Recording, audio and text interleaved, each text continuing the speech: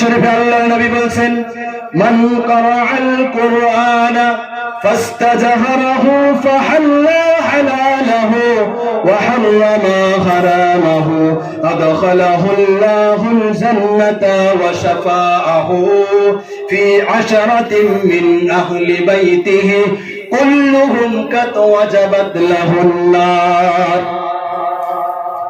যে ব্যক্তিটা পৃথিবীতে কোরআনকে হেফাজত করেছিল, কোরআনকে মুখস্থ করেছিল, ওই কোরআনকে মুখস্থ করনেওয়ালা, হেফাজত করনেওয়ালা বান্দাকে আল্লাহ পাক সেই দিন জান্নাত দিয়ে দিবে।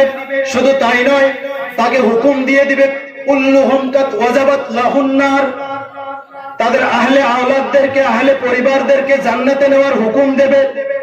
কেমন? যাদের জাহান্নামে যাওয়ার জন্য অর্ডার হয়ে গিয়েছে, কুল্লুহুম কাত ওয়াজাবাত লাহুন নার, অলরেডি এমন 10 জন ব্যক্তি যারা জাহান্নামে